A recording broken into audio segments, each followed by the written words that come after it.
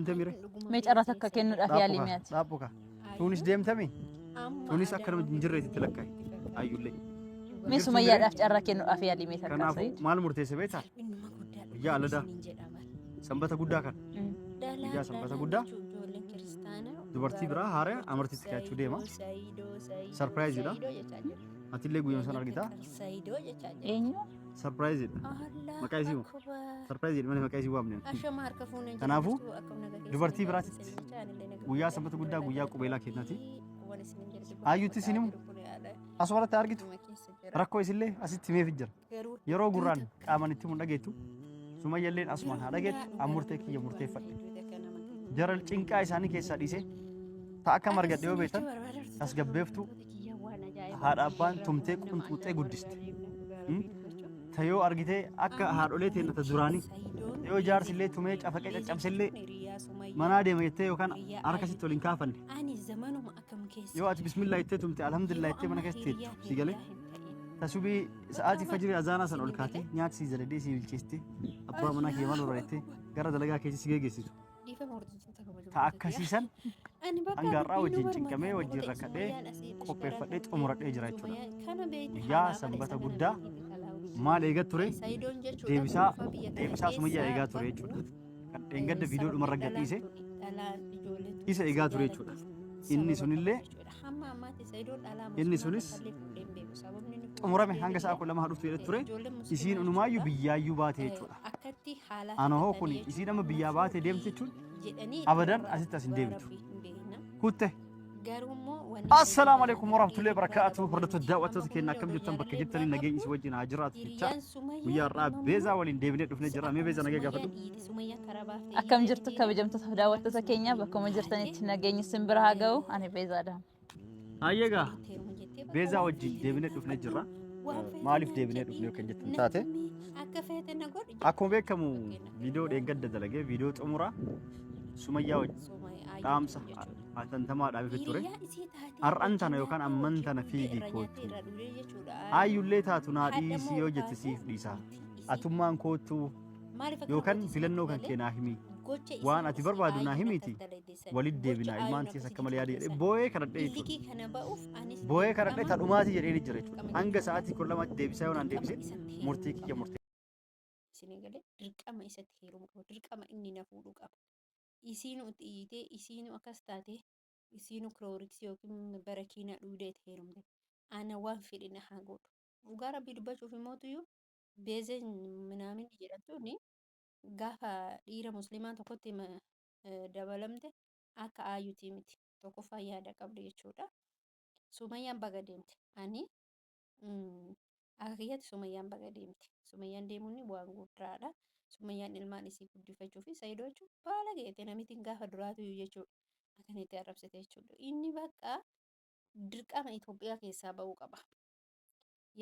Inumaayyuu biyya itti baala gatee sila dubartii lama sadi fuudhuu danda'u Yaman keessatti. Yaman keessatti sumayyaan seeraan qabdi. Haga ay dhufe baala geetee gurbicha jechuudha. Haga ay dhufe haala fixatee sababa kanaan Saayidoon beezii fuudhuuf dhaabatee beezeen immoo si maleen heerumuu si maleen jiraachuu hin danda'u jechaa jirti. Alaa kulli haala addunyaan tuni beektan gara gama tokko ilaalan gabaabduudha. Wallee gabaabduudha. Namni duniyaa laala malee jaalala Saayidoon laalle hundi isiitu. Takkittiin isiitu Saayidoo yaalattee miti. Qabeenya isaa jaalatte. Kaleessa ayyuutti mata mitee jette. Borullee beezetti nama bitaa. Aayuun immoo marachaa jirti qaama marachaa dibbee qo'aa jirti qaamaraatu wayii wanni kaleessa isiin namarratti dhufte isirratti dhufte kaleessa dhalaan tokko gara Saayidoon kalooftu dhalaan tokko Saayidoo biran kaloofechaa turte miti har'a immoo kaloofte akka hiriyyama keettu kaati wajji nyaattee wajji dhuudetu takka hiriyyaan sumayyaa irratti deemtee hin beektu hiriyyoon hedduun Saayidoo Sumayyaan hiriyoota hedduu qabdi Yaman keessaa jechuudha. Ijoollee musliimaa qabdi, ijoollee kiristaanaa qabdi, ijoollee hedduu jechuudha Yaman keessaa yeroo jirtutti ammallee Yamanitti deebite alhamdulillah. Waan nama gammachiisudha, waan das nama jedhudha. Sumayyaan hojii dansaa hojjetaa jirti. Biyya kana deemtee achi taa'uun hojii dansaati bakka mana namaa dalaguun kabaja. ulfina harka namaan eeggatu jechuudha. Kanaaf hedduutu akka nama gammachiisa, hedduutu akka namatti tola. Waan baay'ee namatti toludha. Alhamdulillahi isiin as keessaa bahutti immoo baay'ee itti gammade. Tokkoffaa waan ani gammadeef dhugaa rabbii dubbachuuf ijoolleen sun biyyaan baatete guddachuudha. Kan biraa mootuyyuu hammam hiriyyaan namaa dhirsa namaatiif gamti. Dhirsa namaa jaalachuuf bakka tokko bakka rakkoon kana jechuudha. Dhugaa rabbii dubbachuuf hedduu nama dhibu jechuudha. Kuni jiruu miti jechuudha. Dhugaa rabbii dubbachuuf jiruu miti. Bakka addunyaa weeraramtee jirti. Saayidoomaa weeraramtee jirti. Saayidoon immoo iyyuu akkana jedha. Amma tokko gara Ameerikaa tasaafara. Addunyaa Itoophiyaa tanaa dhiise dhalama kana jala. Dirqama deemuu qaba. Takki Yaman deebi'u takki immoo biyya faranjii deemu bakka murteen isaa maaliif gaafsan dirqamaan kanatti heerumi jedhee jettu hin jirtu. Ta barbaade fuudha waan ta'eef. Kanan isinin jechuu barbaada. Ani bara akkamii fi gurbichi waa qabamoo maal jechuudha. Gisee tokko tokko bar waanuma haasoftullee wallaalta gisee tokko tokko jechuudha. Sababni isaallee maaliifi dheengadda sababbi ani waan dubbadhullee beeku dhugaa rabbii baay'ee tokko nama dhiba jechuudha. As kaatee keteettee Sumayyaa Ayyuu fuuldura teettee ani isatti heerumuu fedhaa. Ani isa jaalladha. Ani akkasii hin qaanoftu odoo achitti hin taatiin cuuban ciqciqisii goote hoo. Gaafsan rakkina keessa seena miti. Gaafsan abbaa gumaa ta'aa miti.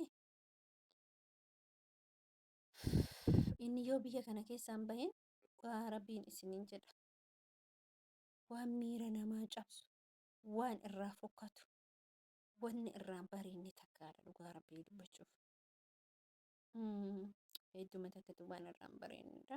Garuu mootuyyuu maal isiniin jechuu barbaadu kabajamtoota kiyyaa wantoonni akkana raawwatamu wantoonni akkana maqaan jira miti. Dhugaa baay'ee hamillee nama cabsa. Ayyullee baay'ee miira keessa galcha. Sumayyallee namarra dubbattee jirti jechuudha. Hiriyyaa isii akkamitti hiriyaa isii taate irra nyaattee irra dhugde deebitee isiniif immoo barumsa guddaa ta'a. Sarahaa jechuudha. Nuuf barumsa guddaa ta'a. Barumsa guddaa. Inni amma dunuunfatee gara Yamanitti kutuu qaba. Gara Yamanitti kun immoo baay'ee ulfaataadha. Haalichi isaa baay'ee ulfaataadha. Dhugaa rabbii dubbachuuf kaani rabbi haa laaffisu. Inshaallah. Kanuma jechuu barbaada. Hordoftoota kabajamtoota kiyyaa. Viidiyoo kiyyaas maratti dhaabaa viidiyoo biraatti nama walitti deebinutti nagaan naa tura.